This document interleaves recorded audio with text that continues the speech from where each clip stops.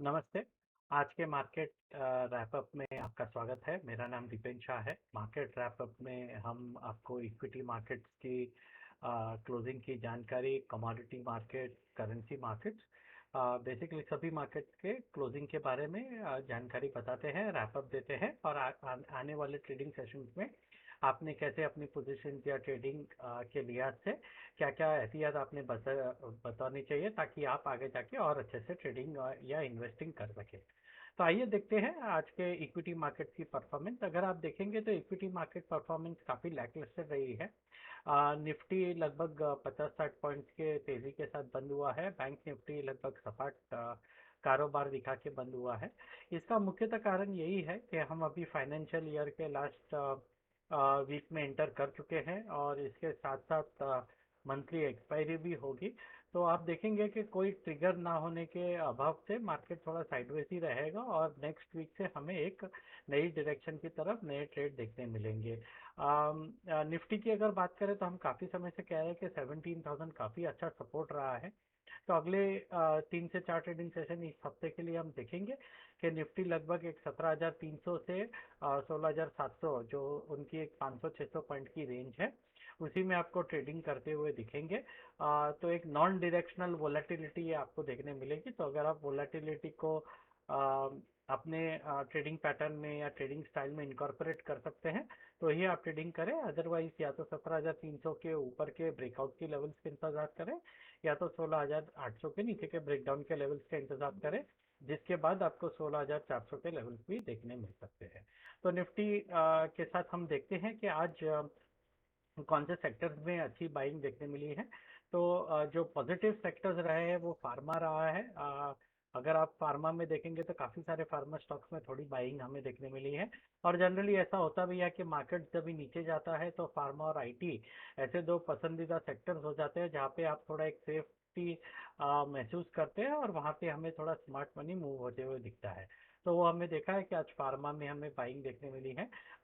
इक्का दुक्का IT stocks भी पॉजिटिव रहे हैं।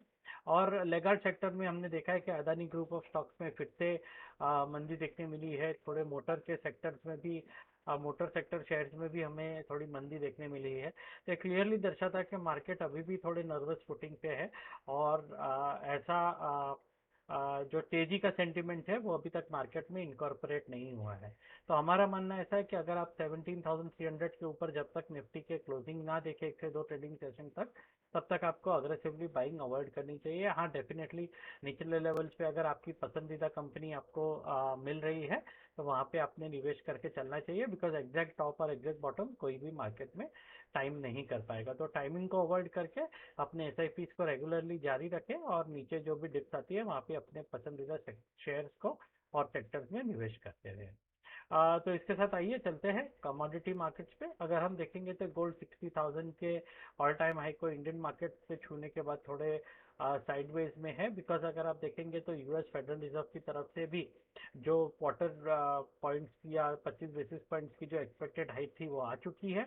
और इसके बाद अभी हम नेक्स्ट के लिए वेट करेंगे, लेकिन कंसेंसस मार्केट में है कि अभी जो स्पीड है यूएस की रेट हाइक्स की वो कम हो सकती है। तो इसका क्लियर बेनिफिशियरी गोल्ड हो सकता है, बिकॉज अगर डॉलर में कोई ज़्यादा तेजी नहीं आती है तो गोल्ड उसका बेनिफिशियरी होता है। और अगर 2,000-2,100 डॉलर के ऊपर गोल्ड चलता है कॉमेक्स में तो अपने ऑल टाइम हाई को क्रॉस करेगा और इंडियन मार्केट्स और कॉमेक्स में दोनों में ही वो ब्लू स्काई टेरिटरी में आ सकता है। फिर स्काई इज द लिमिट ऐसा कह सकते हैं। तो गोल्ड में आप बाइंग ऑन डिप्स की रणनीति अपना सकते हैं, लेकिन जो गिरावट है या जो डिप्स है वो थोड़ी लंबी रखें, बिकॉज प्राइसेस अपने ऑल टाइम हाई के आसपास है। इसके साथ हम सिल्वर की बात करना चाहेंगे। सिल्वर हम देख रहे हैं कि 70,000 71,000 के आसपास काफ़ी अच्छा रेजिस्टेंस ले रहा है। एक बार अगर 73,000 के ऊपर की क्लोजिंग आती है और इसको क्रॉस करने में सक्षम हो जाता है इंडियन मार्केट्स में, तो हम देखेंगे कि इजीली 4 से 5 हज़ार पॉइंट्स की तेजी हमें सिल्वर में देखने मिल सकती है। तो अगर कोई कमोडिटी है जिसको आपने वॉच आउट करना चाहिए तो वो सिल्वर है। जिस समय भी आपको 73,000 के ऊपर का ब्रेकआउट मिलता है सिल्वर में आप डेफिनेटली बाई करके चल सकते हैं, या नीचे में आपको 68-66,000 के लेवल्स आते हैं तो वहाँ पे आप स्टैगर्ड माइंडेड में बाई करके चल सकते हैं। इसके साथ साथ अगर हम क्रूड ऑयल, नेचुरल गैस, इन सभी कमोडिटीज की बात करेंगे तो थोड़े साइडवेज टू मंदी का ही माहौल रहा है। क्रूड ऑयल में हमें थोड़ी बाउंस बैक देखने मिली है, लेकिन वो फिर से हमारी एक्सपेक्टेशन है कि अपने रेजिस्टेंस से नीचे की तरफ या प्रॉफिट बुकिंग देखने मिली। तो ओवरऑल कमोडिटी रैपअप के बाद हम मूव करते हैं करेंसी मार्केट्स में। करेंसी मार्केट्स में हम देखेंगे तो यूएसडी डॉलर आईएनआर जो है वो काफ़ी कंसोलिडेशन दिखा रहा है 82.5 के आसपास, लेकिन 83 के पास जाते ही उसमें प्रॉफिट बुकिंग भी आ जाती है। तो हमारा मानना ऐसा है कि जैसे ही 83 आते हैं वहाँ पे आप एक प्रेशर देखने मिलता है, और उस प्रेशर की वजह से नीचे में 81 के आसपास के प्राइसेस आ जाते हैं। तो अगर आपको कोई भी बाउंस मिलती है और अगर आप शॉर्ट सेलिंग में एक्सपर्टीज रखते हैं तो 83 के आसपास आप शॉर्ट सेल कर सकते हैं with a strict stop loss of 83.5 on the higher side, और नीचे में फिर से आप 82.20, 82, 8180 ऐसे 3 टारगेट्स आप रख सकते हैं। तो ये आप अपने फाइनेंशियल एडवाइजर से भी जानकारी लेने के बाद ही आप ट्रेडिंग इसमें करें, ये बेटर रणनीति होगी। आइए इसके साथ इस मार्केट रैपअप को समाप्त करते हुए एक समअप कर देते हैं कि इक्विटी मार्केट्स में इस हफ्ते के लिए हम थोड़ी नॉन डायरेक्शनल वोलेटिलिटी देख सकते हैं, जिसमें निफ्टी 17,300 से 16,800 के आसपास रहने की उम्मीद है। कमोडिटी मार्केट्स में सिल्वर के ऊपर ज्यादा फोकस रहेगा। 73,000 के ऊपर क्लोज के ऊपर सिल्वर में अच्छा ब्रेकआउट आ सकता है, और 78,000 के आसपास के प्राइसेस हमें देखने मिल सकते हैं।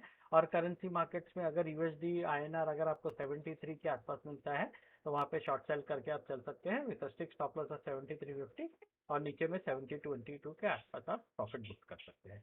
इसी के साथ दीपेन शाह की तरफ से आपका अलविदा कहना चाहूंगा। Thank you.